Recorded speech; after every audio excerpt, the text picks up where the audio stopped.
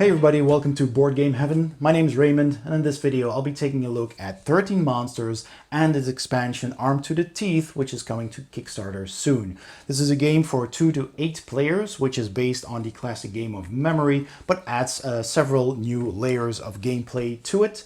So I'll start by unboxing these games and showing you what's inside. This is still a prototype though. Then I'll set up the game, explain the rules, and then I'll give you my final thoughts. Alright, 13 Monsters. Have a gruesome good time. A big white box. It's not very tall, it's a very flat box. And on the back, it has some components. It tells you a little bit about the game in several languages. And that's basically all there is to see on the box. So let's open it up and see what's inside.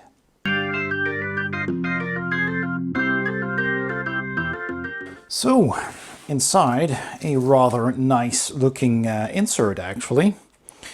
So let's start with the rulebook here. There is actually no finger hole for the rulebook, so I'm gonna have to carefully take it out like that. It's a bit tight, but yeah, I mean, it works. It's is this the rulebook? Can't imagine. That's a rather hefty one then. Oh, of course, because it comes in 5 languages. So let's see, the Dutch here starts at 4, ends at 21. So that's about 18 pages of actual rules, so that's not that bad. All right, so English starts, let's see, this is English, here it starts. And here it even says, don't feel like reading, visit our YouTube channel with all explanations. So that's good as well. It's a rather well-produced rulebook, I have to say, because, I mean, look at this. You don't often see a rulebook like this, just to have staples, and this is actually a bound book. It's pretty cool. All right, then we have five of these player boards in different languages, so they're double-sided. It's basically a reference sheet. So that's how you play this game. Turn overview and all the different monsters on this side. Interesting. Really nice glossy pages of a thick type of paper. Then we have, of course, the monster tiles, also made of a very nice and thick cardboard with a very shiny glossy finish on both sides. So this is quite well made, quite a luxury feel to it. So you have all of these monsters, and these are sorted by their the part they are, so the top left, the middle left, the bottom left, etc.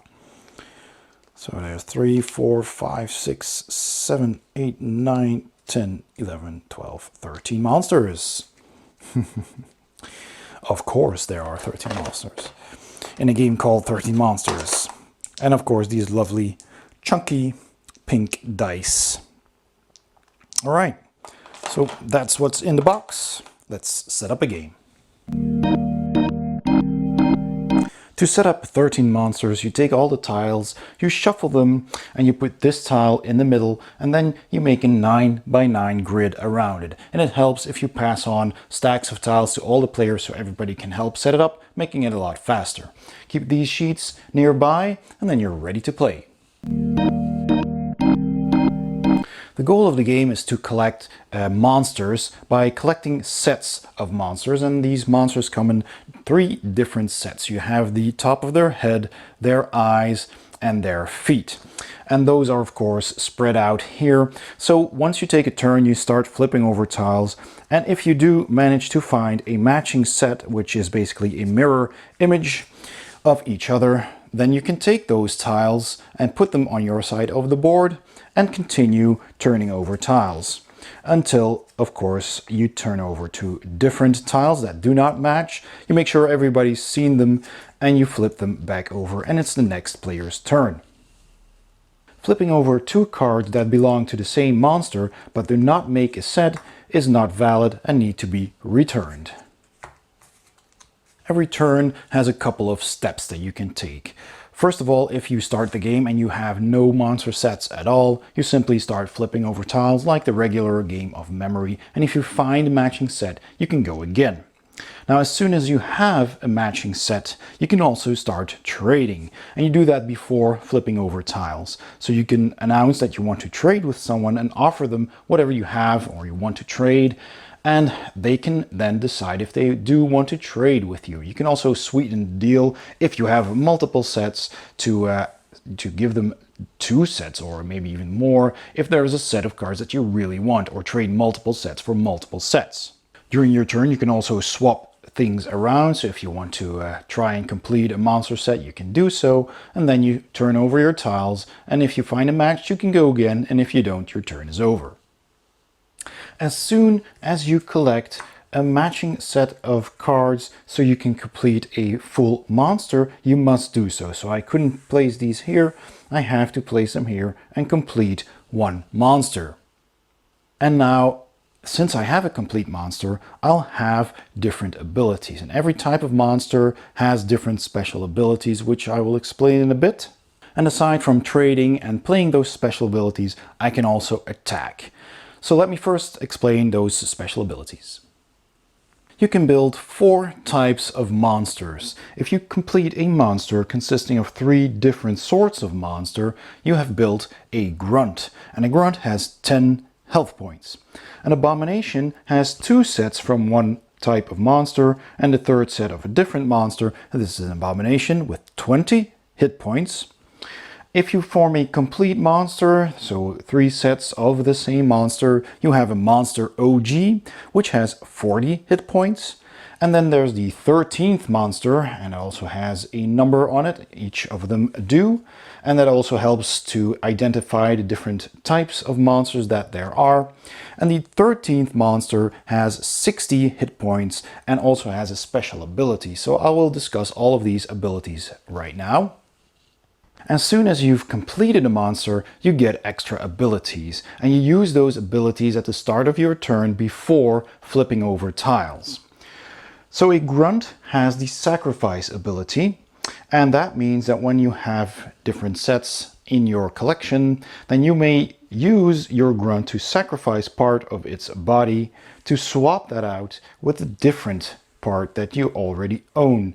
And now I've turned this grunt into an abomination. You must always announce that you're going to use one of those abilities before doing them, and also before drawing new cards. Aside from the sacrifice ability, a abomination also has the permafrost ability, and what that does is that whenever you're looking for tiles and a tile turns up that you want, so for example somebody turned over this tile and this tile. Now they don't match, so they have to turn them back, but you spotted this, which is the headpiece of this monster. It's also a number 3, and you kind of want to have that card. So then when it's your turn, you may want to put a permafrost on that tile. So you take a die, everybody gets assigned a number. So if we're player 1, you take a die, you put the 1 up, and you put that on that tile, reserving that for you. You basically freeze that tile. And then on a later turn, once you find out where the other part is, so for example it's over here, then you are the only one who can flip over that tile, unless there's a battle going on, because when there's a battle going on, all the dice are needed. So you collect all the dice that have been placed on the board. So if someone else also reserved a card, then simply all the dice are taken off and battle ensues. And I'll explain battle in a bit. But since I've frozen that tile, I can say, okay, it's my turn. I'm not using any special abilities right now, but I'm going to simply flip over this tile and my own reserved tile, and I make a match and I get this. Now I can't immediately put it there because that would require the sacrifice ability, and I can only do that before I draw a tile, so I'll have to do that on my next turn. And because I found a matching set, I can take my next turn right away, announce I'm doing a sacrifice, and complete this OG monster. And keep in mind, permafrost can be played either before or after searching for a monster on my turn. And then OG monster still has the sacrifice and the permafrost ability, but it also gains the profit ability. And the profit ability allows you to turn over not 2, but 3 tiles. So on my turn, I can flip over and look at 3 tiles and hopefully find a match. And if I don't, you simply flip them all back again, and that's the end of your turn. And lastly, there's the 13th monster with its 60 hit points. It has the supernova ability in addition to the sacrifice, permafrost and profit abilities. And supernova can only be used once, because what it does is when you announce a supernova on your turn, you flip over all of its tiles and it will no longer be in play. It will still count towards your points at the end of the game, but you can't use it to attack anymore or to trade with. But once you announce a supernova, you can then claim any completed monster from any other player. So if this was another player's monster, I could simply grab it and then that would be mine.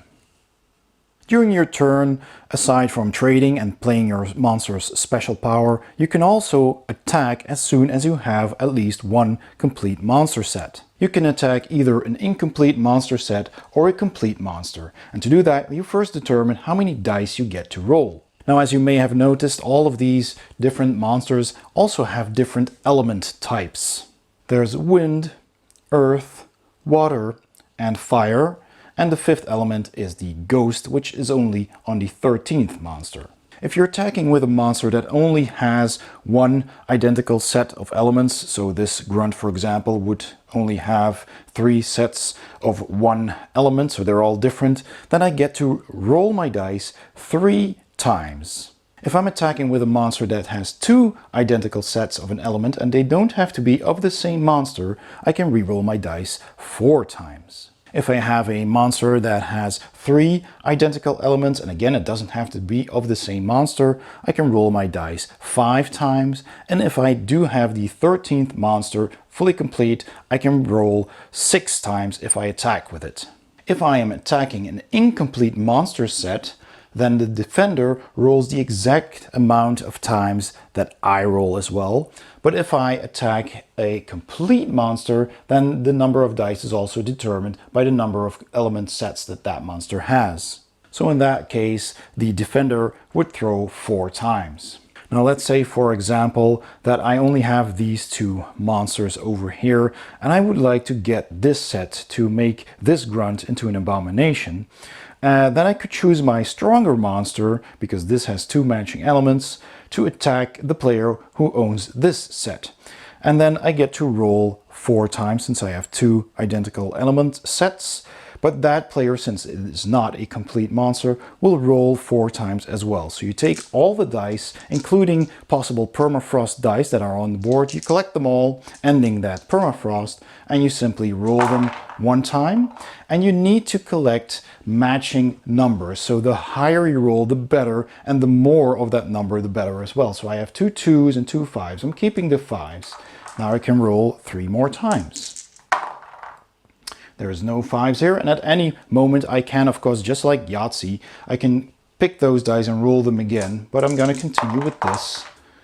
And there's another 5, and then my 4th roll is another 5. So I've got 20 points right there.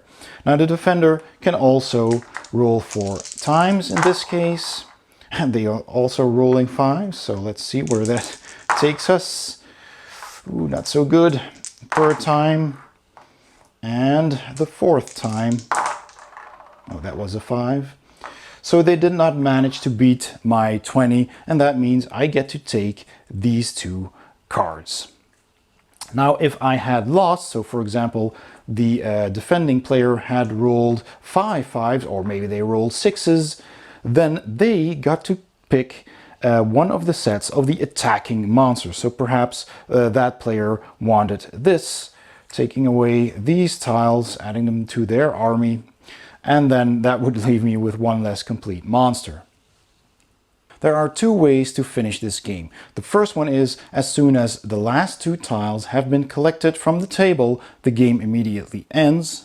and you tally up the score. Now you score according to the number of hit points of all the monsters you've created. So like I said, a grunt has 10 hit points, an abomination has 20, a monster OG has 40, and the 13th monster has 60. So you add all that up and the player with the highest score wins the game. And in the event of a tie, it's time for a death battle, and then the players with identical scores fight one more time using the rules of the attack phase, and they all choose the monster they wish to use, and the winner becomes the all-time ultimate Beastmaster. And if that fight ends in a tie as well, the players simply fight again, and they may choose to select a different monster for that, until there is an ultimate winner. And the second way to win this game is when you manage to collect 4 out of 5 OG monsters with their own elements. So you've got the wind, earth, water, fire, and ghost element. If you collect 4 OG monsters with different elements, you immediately win the game, even if there are still cards on the table. And the winner is then declared the Elemental Master. But remember that the 13th ghost does not count if you use it for its supernova ability. Those are all the basic rules. Let's check out the expansion. Okay, so 13 monsters armed to the teeth. This is a prototype copy of the expansion. So not everything you see here is final. So let's take a look inside the box. This one doesn't have any info on the back of the box yet, I presume. So let's take a look at what is actually inside here.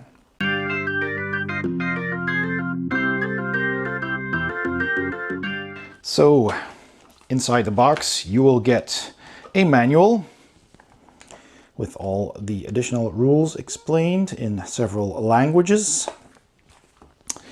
We've got, let's see what this is. This is an overview. Looks like it, like metal monsters, awesome armor, shields and weapons, wow. And that's how you play the game. So an overview card over here. So we got some new cards here. I'll turn that around. Cool metal armor, it's pretty cool. Another one, there's plenty of those. This belongs to that one. Again, and this set is that one. Looks pretty cool. And we have another one here in chainmail, and finally one that looks like this. Pretty cool. They have an indentation here so you can take them out easily, so that is also handy. There you go. Then we have these weapons. So we got a bow and arrow here, a shield, some strange looking weapon, the Ocean Wielder, Splash Vanquisher, Obsidian Megalith. So really cool looking shields and weapons to arm your monsters. Nice.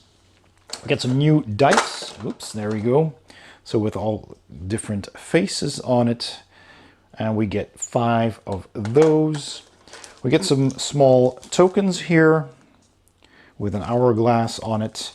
And finally we get an armed and armored monster here. So that's pretty cool. Let me see if I can take that out. This is a 3D printed example prototype, but that's pretty fun. Let me see if I can zoom in a bit. Of course, just the 3D printed prototype. As you can see, it's pretty rough, but it'll give you an idea of the miniature that will be in this expansion. That's pretty funny. All right, so let's take a look at how this plays. To set up a game of 13 monsters using the Armed to the Teeth expansion, you take your regular battle dice, you take your Armed to the Teeth dice and these durability tokens and place them within easy reach. You take the arsenal cards with the weapons and the shields, give those a shuffle and place them next to the board. You take the metal monster tiles, give those a shuffle and place them next to the board as well. And finally, you take these armor tiles, give those a shuffle and place them next to these. Finally, you take the troll miniature and place him in the middle of the board. Now you're ready to play? Let's explain the rules. The The Arm to the Teeth expansion adds several new mechanisms to the game. First of all, there's the troll miniature. Now, every time you find a new matching set, either by simply turning over tiles or by winning a set by successfully attacking or defending from another player's attack, Troll will rush over to your side of the board and you will now control this miniature. And in addition to your regular options like Sacrifice, Permafrost, Prophet and Supernova, you can now also forge or steal something once per turn. If you want to forge something, you take the black dice and you roll them, and then you count the number of anvil tokens you roll. Now these dice have sides with 1 or 2 swords, 1 or 2 anvils, or 1 or 2 shields. So let's say we rolled 4 anvils, and now you can choose what you want to do with those results. With a result of 2 or more anvil icons, you can take a tile from the armor pile. If you roll 3 or more anvil icons, you can take a tile from the metal monster pile. And with 4 or more anvil icons, you can take a tile from the weapons pile. Armor will protect an underlying monster set from direct attacks. Metal monsters will strengthen your army and have a powerful attack. And weapons will help you during an attack or defense of monster sets. Optionally, you can swap around these 2 tile sets and draw one of these with 2 anvils and these with 3 anvils for a more offensive kind of play. Metal monster cards are simply added to your army, and you can also connect them to other monster parts. And armor cards are used to protect monsters beneath them. So this is a middle part, and I can place this over this monster. That monster set is now protected from direct attacks. And you can, however, not place a armor set on top of a metal monster set. If you don't have the right monster to place a piece of armor on, you can place that in your armory. And your armory has space for 3 tiles of either armor or arsenal, consisting of either shields or weapons. The second ability Troll will give you on your turn is Stealing, which you can also do only once per turn. If one of your opponents has a card in their armory that you would like to get, you declare that you're going to steal, and you take all of these black dice once more and you roll them. And now you count up the number of swords you roll. So this was a bad roll, I only had 1 sword, and then the defender does the same. And then the defender counts up the number of shields they rolled, so in this example they rolled 5 shields. If the attacker managed to throw more swords than the opponent threw shields, then your attempt at thievery was successful and you take the card from the armory of your opponent. However, like in this case, if the opponent threw more shields than you threw swords, then you cannot steal from them, but nothing happens. At any time during my turn, and as many times as I want to, I can manage all the cards in my armory. Whenever you receive a piece of armor that you can place on a monster like this one, you have to do so, but later you can swap those around if you want to. They can be placed on a loose monster set in your collection or on a complete monster. But again, they cannot be placed on a metal monster part. A piece of arsenal, so a shield or a weapon, can be placed next to a complete monster. So if sometime during a later turn I manage to find some monster sets to complete one of my monsters, I may then on my turn take something from my armory and place it next to my monster. And a shield is always placed on the left and a weapon is always placed on the right side of a monster. A complete metal monster OG cannot wear weapons or shields, but a fully armored up regular monster can. The very next time any other player completes a monster set, Troll will move to that player and he will continue moving around to each player every time that happens. Arm to the Teeth also brings 3 additional abilities to the game. One is Oopsie Poopsie, and you can play that when you have a monster with at least 1 part of armor. And the way that works is that during your turn, if you're searching for monsters and you're flipping over the first tile and that was not the tile you wanted to flip over, you can say Oopsie Poopsie, flip that tile back over and start over. This ability cannot be combined with Prophet or All-Seeing Eye, which I will explain in a bit, and it is also not allowed to turn over that same tile during this same turn. And now you simply continue by flipping over to other tiles. Now, like I said, you can manage your arsenal anytime you want, so I'm taking this out of my armory to cover up the bottom part of my monster. And now that I have 2 armor sets on one of my monsters, I can play All-Seeing Eye. And this is basically the exact same ability as the Prophet ability and allows me to turn over 3 tiles instead of 2. And it can also not be combined with the Prophet ability, so I can't do that twice, and also cannot be combined with the Oopsie Poopsie ability. Finally, there's the Wakey Wakey ability, which I can use if I have a fully armored monster. So let's say at some point I manage to find this monster set and I sacrifice this part and move it aside, and I put this side on my monster and I take this from my arsenal and armor up my monster. Now I have a fully armored monster. And with the Wakey Wakey ability, I can use the special power to attack a ghost that went dormant after using the supernova. So if somebody had the ghost monster, the 13th monster, and already used its supernova ability, so all these tiles will be flipped around, then I can make a regular attack with the pink attack dice. And if I win the attack, I can take the ghost monster set of my choice. So I could take these 2, or perhaps I want these 2, so I can combine them and add them to my monsters. And these would remain with the owner flipped up. So it is in fact awake. But that player, if they were to get these back somehow by attacking me again, and they would complete their 13th monster once more, they cannot again use the supernova, because that can only be used by a player once per game. It would, however, count as an extra element if they wanted to go for the elemental master, but this does give other players a chance to grab that 13 ghosts and use its supernova power. If I lose the battle, then I do not take this part and the 13th monster stays dormant. An added bonus of having a fully armored monster is that another player that has the 13th monster cannot use the supernova ability on that monster. Plus, having a full set of armor adds 10 hit points to the final scoring. The game also adds to your attack and defense tactics, because armor does protect you. So let's say, for example, my opponent here with this monster has an armor piece, and that's on top of the middle part over here.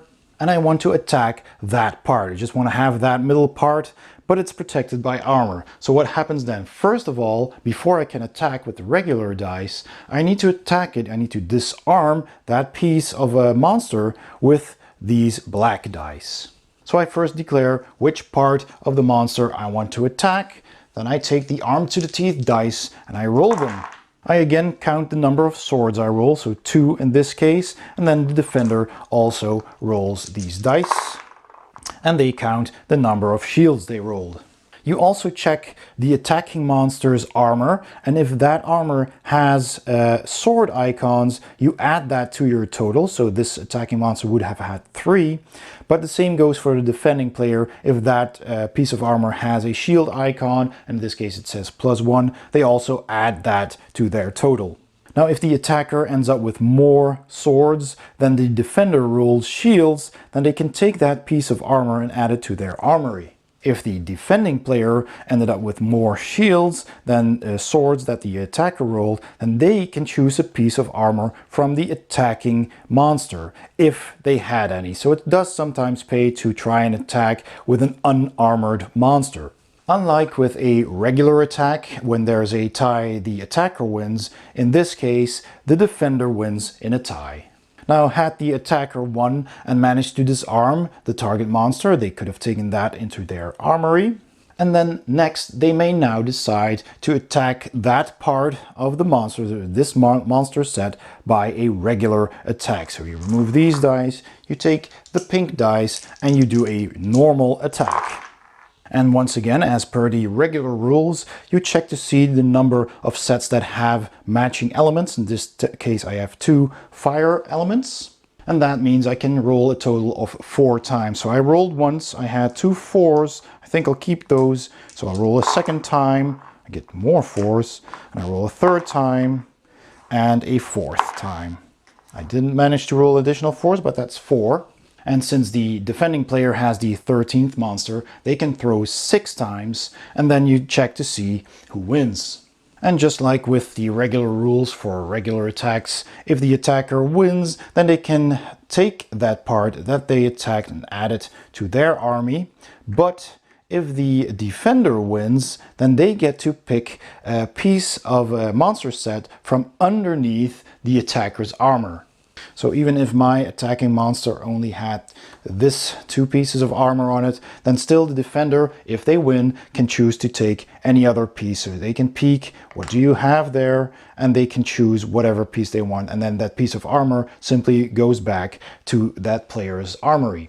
Now, since an armory can only hold 3 pieces, if that would mean that they would end up with more than 3, then they need to discard one of them, shuffle those back into those tiles. Should an attacking monster or a defending monster have a weapon or a shield, so let's say that this monster has a weapon right there, then that would have helped in the attack, and a shield helps you in defense. Every bit of arsenal, so shields or weapons, have 2 slots for their durability, and so you place 2 of these tokens on the empty spots on those cards. And every time you use them in an attack or a defense, you have to remove one of those tokens. If you run out of durability tokens, you reshuffle these back into the piles. Using a weapon or shield in an attack or defense will add 3 points to your total result. Keep in mind that you need to announce if you're using a weapon in attack or a shield in defense before you roll your dice, and then you remove one of those tokens. If a player managed to get both a shield and a weapon to a monster and they attack with that, they can use a special ability called Oneness. And then when attacking in a regular battle with the pink dice for monster sets, then the player does not get +3 but +6 to the dice roll, but you have to remove all the remaining durability tokens from both items. Weapons and shields also have an element listed on them with this icon. And if you did manage to get a weapon and a shield of the same element, then you can steal 1 loose monster set without attacking. There are some rules to that, however. You may only take a loose monster set of the element inferior to the elemental combo of your arsenal. So for example, fire is stronger than earth, earth is stronger than air, air is stronger than water, and water is stronger than fire. The ghost element is stronger than anything. And again, when using that ability, you drain your weapon and shield of all the remaining durability tokens. And those weapons are returned to the stack and shuffled back in. Another thing you can do with a weapon and a shield of the same element is the Wakey Wakey ability, which works the same way as having a monster with full armor. Now we talked about armor and weapons, but there are also the metal monsters. Now whenever you have a monster with 1 metal monster part, then this is called a metal monster grunt. And a metal monster grunt is worth 7 hit points at the end of the game. This overrules the number of points that you would normally score with a grunt, being 10 hit points. So with a metal piece, they become a little weaker in their health. This also applies when you have a metal monster, but they have 2 different metal monster sets. And if you manage to combine 2 metal monster parts of the same set, you have a metal monster abomination, which is worth 15 hit points.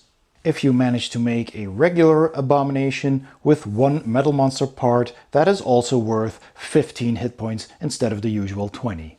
Finally, there's the metal monster OG. When you create a full monster out of 3 matching metal monster sets, then that is worth 20 hit points. A metal monster grunt always attacks by rolling the attack dice 3 times, no matter what the rest of the monster is made of, even if that would normally be a regular abomination. So when attacking with a metal monster grunt like this one, I roll my attack, but I can win if I roll 5 dice with equal value, no matter what that value is. So I would automatically win if I, for example, rolled 5 ones. And no matter what the opponent then rolls, if that is more, I would still win if I just roll 5 of the same value. A metal monster abomination, such as this, always rolls the attack dice 4 times. But they may count 1 extra die from the last throw when tallying up the total, which does not have to be the same value. So for example, if this guy rolled 3 times and ended up with 3 5s, a 6 and a 2, they could add that 6 to their total. A metal monster OG can roll 6 times during a battle, and they can count 2 extra dice from the last roll when tallying up the total. So again, if they rolled 3 of the same number, they can still add those 2 remaining dice to their total. However, in a draw, the defender wins. Additionally, a Metal Monster OG also has the Wakey Wakey ability as explained before. The game ends like normal whenever all the tiles have been picked or when someone manages to have 4 different elemental monsters. And with the Arm to the Teeth expansion, a full Metal Monster OG also counts as an elemental monster. When the last card has been drawn and nobody has become an elemental monster, you simply tally up all of your monsters' hit points, and the metal monsters have a different number of hit points. And if you have monsters with a complete set of the same armor, then that's another plus 10 hit points. Those were all the rules. Let's go to my final thoughts. So my final thoughts on the 13 monsters and the expansion. Now, I haven't had a chance to play the expansion that much yet, so I can't comment too much on it, and the rules aren't set in stone yet. There might be some minor changes to it. So I'll focus on the main game, and I'll start with the components as usual. So the presentation is very good. All of these tiles are of a very, very good thick quality with a glossy finish, very colorful indeed, and they are sturdy enough. Also, the tiles from the expansion have the same type of quality. They're thick, they're nicely printed, they're glossy and sturdy.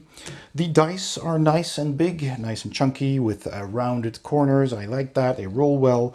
And these expansion dice are the same. Now, these have printed sides. I don't know if the final version will also have engraved sides, but these are already of a pretty decent quality.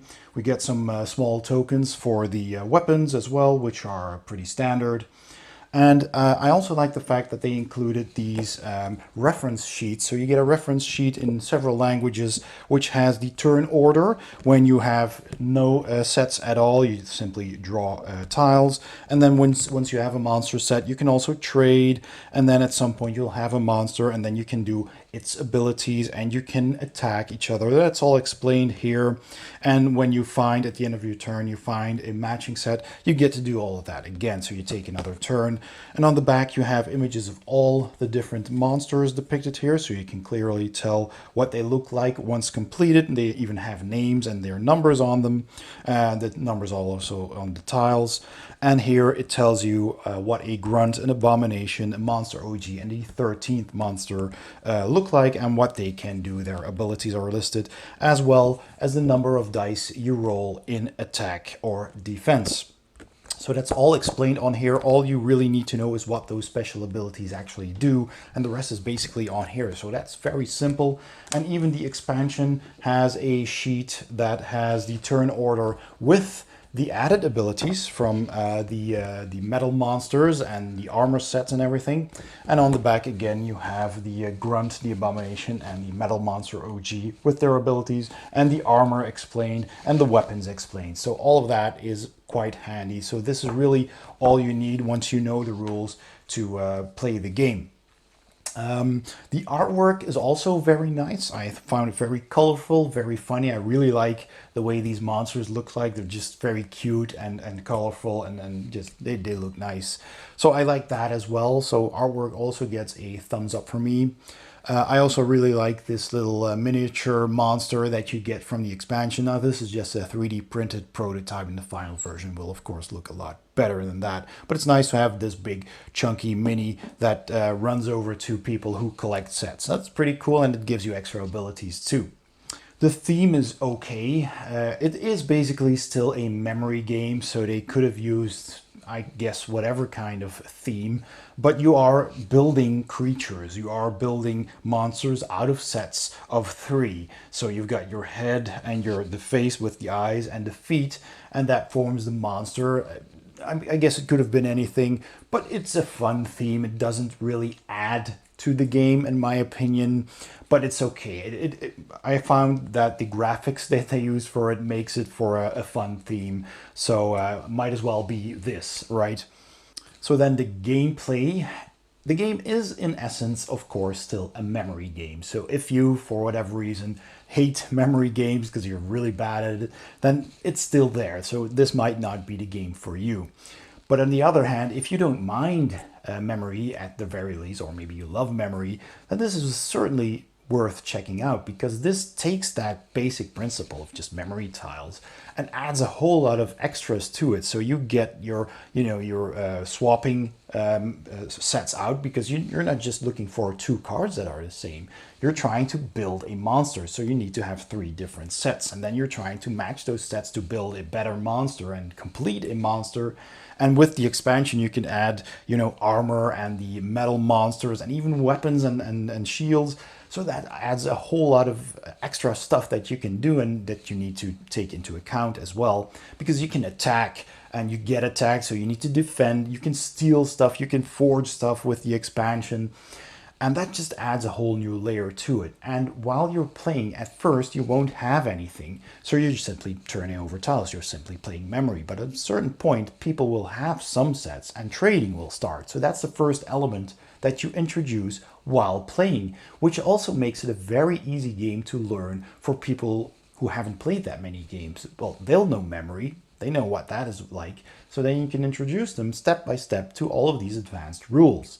So it's a very good gateway game. So then after a while, you've formed a monster and now you can start attacking. And that is the new rules that you introduce. And then maybe after a while, once you've played the core game several times, you can introduce the expansion as well if you want to take it even further and add all those extra tiles as well. So that's pretty cool. I'm giving the gameplay a big thumbs up.